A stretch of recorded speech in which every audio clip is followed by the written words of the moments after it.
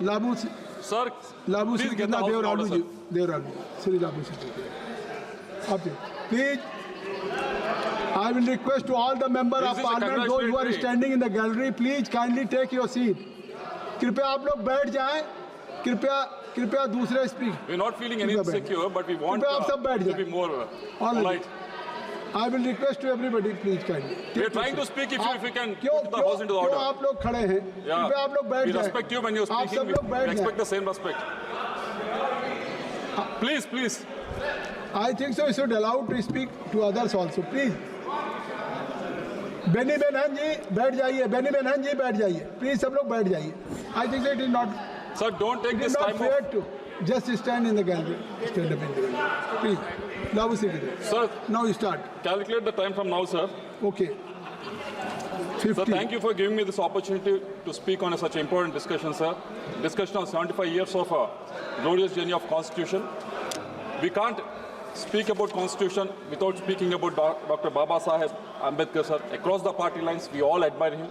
Such a great personality who has faced numerous discrimination, but still, instead of drowning himself in sorrow, he has made his life mission to make sure whatever he has faced, unlike him, none of the Indian citizens coming from any religion, any caste or any creed should not face any discrimination like him in the independent India. So he has framed an amazing constitution for all of us. We are enjoying the fruits of it for the last 75 years, sir.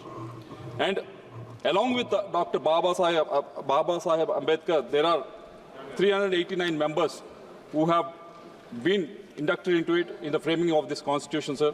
They came from all walks of life with different educational experiences, different life experiences, sir. Along in these 389 members, there are 13 members who are from Telugu state, sir, who are Telugu-speaking people. Let me read out their names, sir. We are all proud of them. Alladi Krishna Ayar, Bogaraju Pattaravi Sitaramaya, Durgabai Deshamukh, Kallur Subbarao, Acharya Gogineni Ranganayakulu, Kala Venkatrao, Ananta Sai Iyengar, Moturi Satyanarayana, Neelam Sanjeev Reddy, Sardar Nagappa, Tanguturi Prakasam, Tirumal Rao, VC Kesarao. All of them are from Telugu-speaking community, sir. They have all done amazing work in the framing of this constitution. They all came from different walks of life, sir. And regarding this constitution, unlike our neighboring countries, which were not able to finish their governments, elected governments for 5 years, or other neighboring countries where the constitution has changed numerous times, for the last 75 years, sir, we are able to continue with this, and it has been amended multiple times, but it has withstood the test of the time, sir. And there were major judgments also that have been taken place. Indian judiciary has delivered several landmark judgments that have upheld, strengthened, and interpreted the Indian Constitution, sir, starting from Kesavananda Bharathi case to Justice K. Puttaswamy in 2017, sir. They have given various inferences to the Constitution, and it has upheld it. It has showed us the resilience of the Constitution, sir. And for the last, not just from yesterday, sir, but for the last 2 sessions, we have, from the opposition side, we have been listening to and hearing about Constitution being in danger and democracy being in danger, sir. Let me rewind back and take them back to 2013, when Andhra Pradesh was up for division, sir. The bill was sent to State Assembly. State Assembly of Andhra Pradesh, United Andhra Pradesh, has very clearly said, with a thumping majority, they said we don't want division. They rejected the division, sir. In spite of that, that bill was brought to the Parliament, sir. When the bill was brought to the Parliament, you have all seen what has happened. You have all seen what has happened. There are a number of amendments moved by various members in the Parliament, sir. None of them had been taken into consideration. So what happened to the democracy? What happened to the Constitution that day, sir?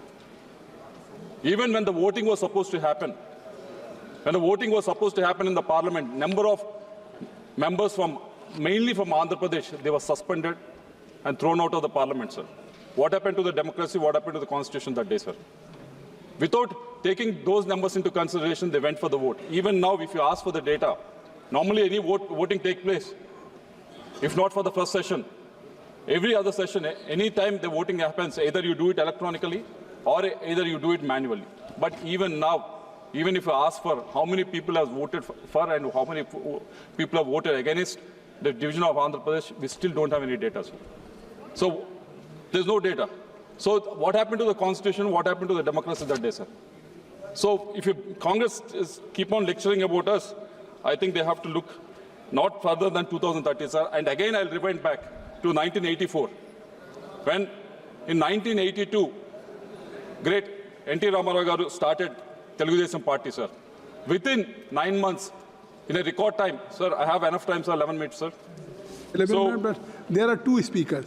Only 5 minutes already I have given more than... Last... One more speaker.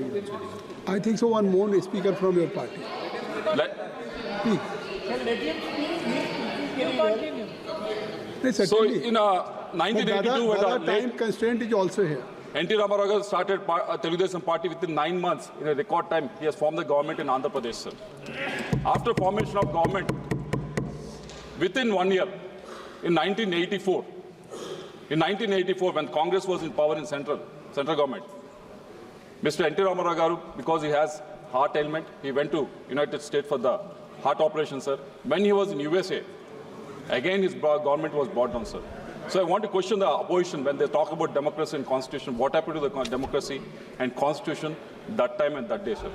So I can give you multiple examples, sir, and my colleagues and my NDA partners will give multiple examples. I don't want to go back to emergency. I don't want to go back to how multiple judges have been superseded and given the judgeship to the third or fourth in line. So I don't want to go back, sir, but these are the two examples I can give from my Andhra side, sir, regarding when they talk about constitution and democracy, sir. But there were number of last 2 minutes, sir. Just indulge me for 2 minutes, sir. I'm coming to some of the amendments that I can suggest, sir. There are a number of amendments that have been taken place in the last 75 years, sir. There are almost 106 amendments that have taken place in different governments, sir. And obviously, our Constitution is very flexible, and also it is also rigid, sir. Wherever it needs to be flexible, it is flexible. Wherever it is rigid, it is shown in the various judgments that have been given by the Supreme Court as well, sir. So 3 or 4 amendments that I want to recommend is with regards to the self-governance, sir. Yesterday we all got the note regarding one nation, one election, sir. It mentioned about the parliament election and it mentioned about the state election, sir. But I would request the government to include so that the self-governance can be bettered, to include the local elections as well, so it happens at the same time. Because most of the, if you look at any panchayat elections, if you look at any mayor elections, most of the problems that has happened is even though the elections happens, there's so many financial constraints, too much of state control that happens. There's a lot of lack of capacity building that is happening, and there's a lot of irregular elections that are happening. So if they can bring the amendment to Article 40, that will be great, sir. Again, right to education, it has done amazing work in the last 10-15 years, and still it has been enacted, sir. 97% of students have been enrolled, sir, in the primary school, and out-of-school children has dropped from 13 million in 2006 to 6 million in 2020, sir.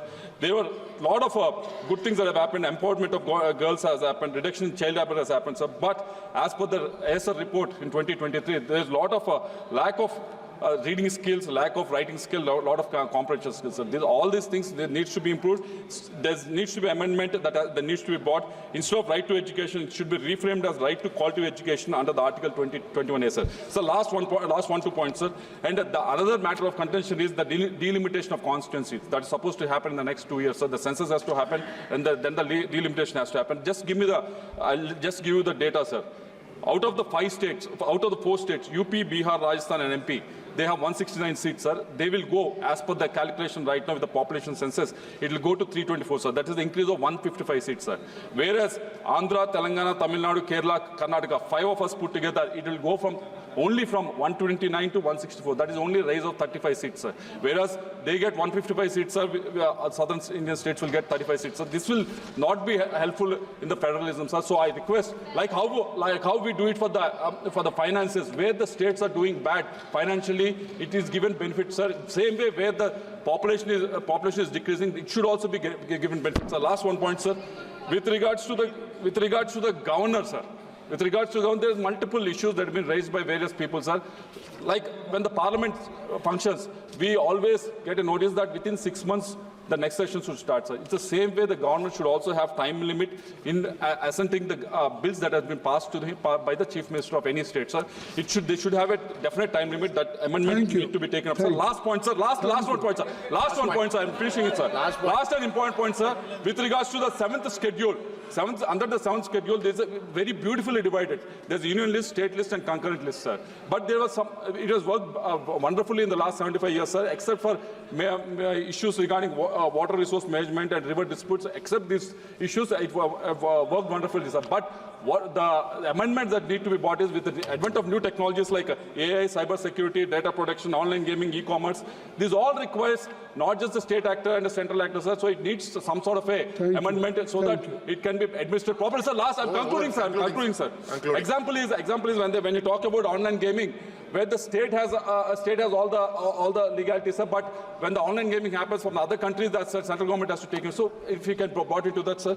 So with these, sir, with this suggestions, sir, the suggestions to the amendments that can be brought in, because we already brought in 109 amendments. It is a flexible document. Our constitution, sir. It was beautifully written by Ambedkar and all the other members that have contributed to it, sir. So because of which there's a democracy that is surviving, because of which there are a lot of people who can able to come and represent the various parts of the society in this August House, in Parliament and various assemblies, sir. I wish we all work with a true heart, with the blinding faith in our constitution. We all work for the upholding of the constitution in the days to come, sir. Thank you very much.